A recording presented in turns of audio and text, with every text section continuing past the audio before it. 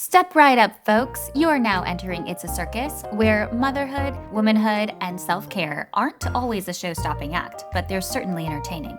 I'm your host, Elsa, here to prove that no one really knows what they're doing, and that's perfectly fine. Let's have some real conversations, peel back the layers, and remind you that you're never alone in this season of becoming. Let's get the show rolling. Hello and welcome. I am kicking off season 5 with a solo episode. However, this week I will have our interview episodes coming up. But I wanted to really take a moment and celebrate because this week, last year, is the week I launched the podcast. So we are officially in kind of like coming to a close on year 1 of the podcast. And I have been thinking about how I want to celebrate it, what I want to talk about. And one, I could go on forever, but for this episode, I really want to talk about just like some common themes that have happened throughout all of the interviews, and then just the transformation of myself, I guess, or how this podcast is going to go, because I think a lot of things have changed since starting this podcast a year ago. And I have so many exciting things coming up on the future that I also want to talk about and that I'm thrilled about. And if so many things could change because of the podcast in 1 year, I can't imagine what year 2 will be. So let's kind of dive right in. I have a few main points, kind of like 5 big learnings that I have found throughout all of the conversations that I want to touch on. So without further ado, the first one, which I think probably all of you could potentially gather from the conversations if you've been listening to them, is that advocating for yourself is so critically important. And whether it's a medical issue, whether it's a child's medical issue, whether it is with family, whether it is with your partner, it's this idea of your intuition is telling you something. You actually do know what's best, or you do know what's happening in your body, and people are telling you something else. People are making assumptions about something else, and you have to go back and correct them. There have been, I think, almost within every episode, it has been that. So I'm here to tell you, and actually I do, when this comes up in an episode, oftentimes I will pause and just reiterate what someone is saying, oh, you're telling me again, you need to advocate for yourself. Whatever the case may be, I just would love to share that every single episode, for all the guests that have come on, for all the guests that will come on, that advocating for yourself is something that absolutely has to happen for you. So if you are in a moment of doubt right now, or if someone is telling you how to feel, or if you're confused about something doesn't feel quite right, please ensure we're giving you permission now. We're giving you so many examples now. Please go advocate for yourself. It's such a good reminder. We have been taught that somebody else may know our body more than our own, more than ourselves.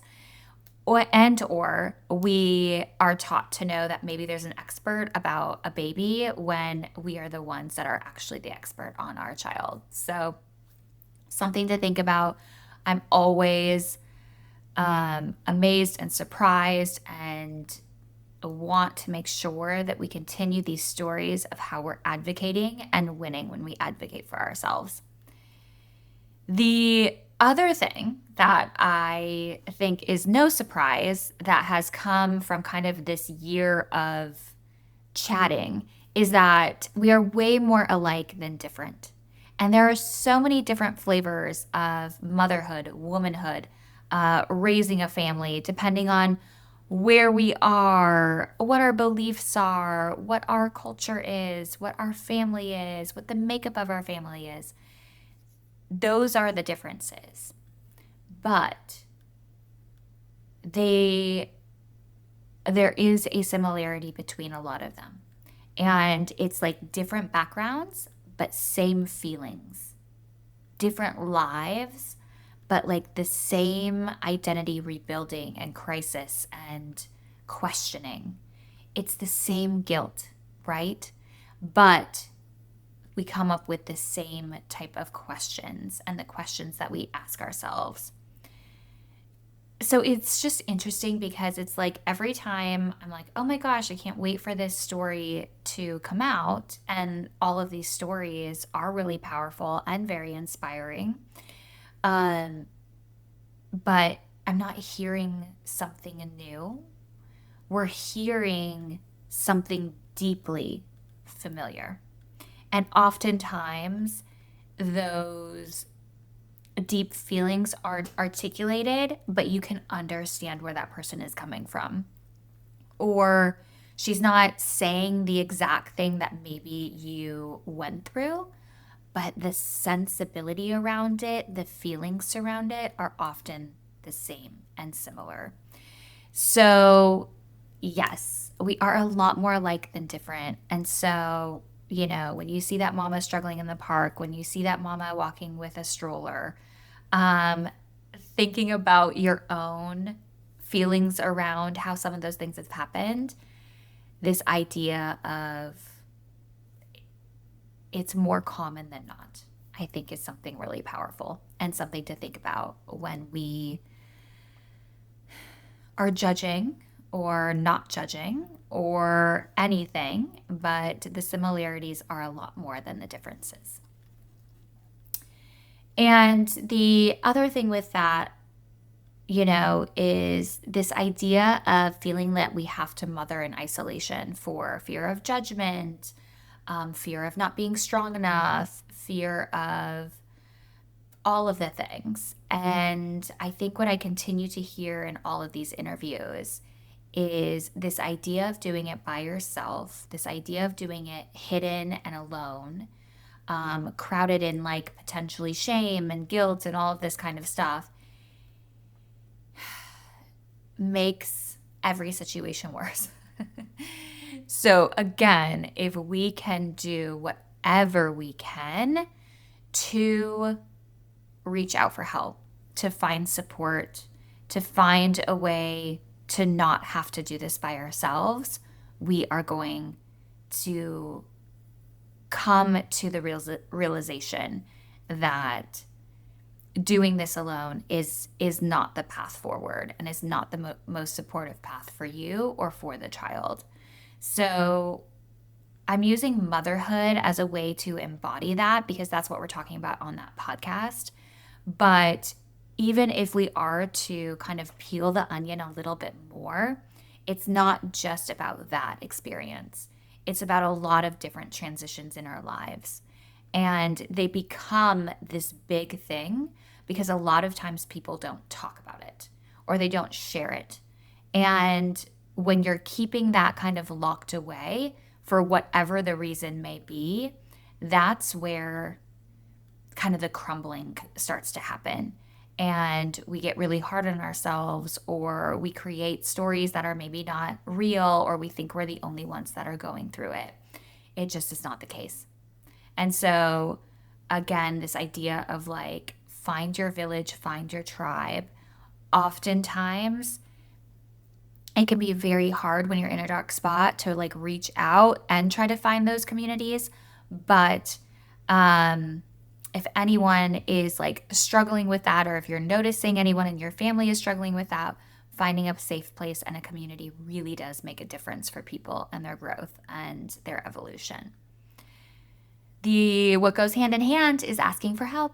There is so many people, and I wish I had the time. I don't. I wish I had the time to edit like every single podcast episode where the person that I'm interviewing says, oh, I had to ask for help, or oh, I had to ask for this thing. And for whatever reason, we are feeling shame around asking for help, or we're feeling disconnected from asking for help, or we feel bad that we're burdening somebody by asking for help. But what I continue to find, and the common thread through all of these, is that asking for help actually is a big unlock for your own personal growth and evolution, but also for the support of your family and for the support of, again, moving forward. So asking for help. And it can look like, and in all of the stories, it's a little different. Like, we're asking for help because we actually are debilitated, like we can't move our bodies, or we're asking for help because we need something from like a medical type of thing, or we're asking our partner for help that we've never had to do before.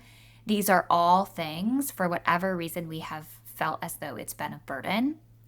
But again, like, the asking for help has been such an unlock for so many people. Asking for help around the house, asking for help with childcare, asking for help for therapy for your kids because you're not sure what to do. There's so many layers and opportunities for us to ask for help. And asking for help is not a weakness. Asking for help is information, and it's a way to move and grow forward. So asking for help is one of those things. And then kind of that like goes along with it. And I was kind of thinking, like, how do I like encapsulate everything? And it's this idea of like, I saw a meme, and it was like, I didn't let motherhood make me a victim. And it was a little triggering when I saw that like hook, right? And when I dug a little bit deeper, I was like, oh, that's like a really interesting take, because when we think about a victim, or like when we think about, oh, we're in this situation we can't control, and why is this happening to me? And this is like, woe is me, or like really tough, or whatever, or we're judging ourselves for whatever we're going through and how we're handling it, is this idea of like trusting yourself, like just allowing, seeing how things unfold, surrendering to what is, coming our way, and trusting ourselves to be able to handle it, or trusting ourselves to be able to find the right resources to support us, or trusting ourselves to understand, like, hey, what is this trying to teach me? And I think this idea of surrender, when I listen to my line of questioning and thinking about where I was, and surrender was such a teacher for me. And then when I was like surrendering, right, then it kind of became this like allowing. Let's allow these things to unfold. What are these feelings that are coming up in me? What does that mean for my growth, for, my goals, what I hope for our family? And trusting yourself to be able to like navigate these very difficult or challenging situations. And please, this is so hard for me.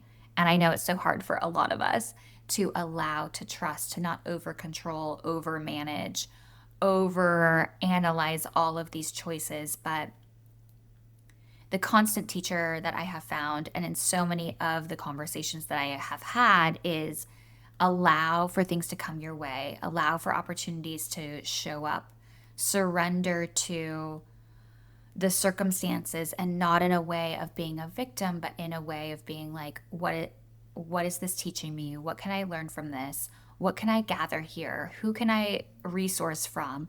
And to trust yourself that we have the opportunity to move through this season. And it's just been such an honor and a privilege to have a space to share these stories. When I think about what motivates me, or what makes me feel good, or what could light a spark in me, it's watching and hearing real people, unfiltered, sharing their truth about what has happened for them in this slice of their life. And the privilege is profound. And I think the stories are absolutely excellent. And the more that we share, the less alone people feel. And the less alone people feel, the more powerful they can show up in their own lives. I was listening to something the other day, and this is out there. Like this is nothing new. This has been out there forever. But basically, like the lowest vibration of emotion that you can feel as a human being is shame and guilt. And when I think about how we talk about motherhood or how motherhood can be presented online, a lot of the feelings that go into that are from a shame and guilty place. And so when we apply that to these low vibration emotions, going into something that is just, just this enormous responsibility and mission and time and effort, you of a role in life. And they're tied to some of the lowest vibration emotions. I just really think that the power of storytelling and telling our truth can take away those emotions immediately. We don't have to be stuck in shame. We don't have to be stuck in guilt. We can do this. You can do this. We can all do this. And we have been doing it for generations. And right now in the zeitgeist of life, no one has mothered in this specific time frame. And so I think for us that are currently doing it right now, we have to be loud. We cannot dim our experiences. We cannot decredit the effort, the emotional load, the time, what has happened while we are going through this phase and season in our lives. And thank you for letting me have this opportunity to share these stories. And I think if anything, this year has proven that we need more. We need more sharing. We need more stories. We need more people coming into the light and sharing what they have gone through. Whether you think that this is important or not, I promise you someone else that hears it will find what's important. And if you are thinking that your story doesn't matter, no matter what, I'm here to tell you that it absolutely does. So again, thank you all for a full year of absolute magic. And going into this second year of the podcast, I am allowing, I am open, and I am trusting whatever unfolds, because what's happening here is incredible. These stories are monumental, and all of you are such warriors. You deserve that. So thank you all so much. And new episode, Kickoff with our interview series, is dropping in a couple days. And I can't wait.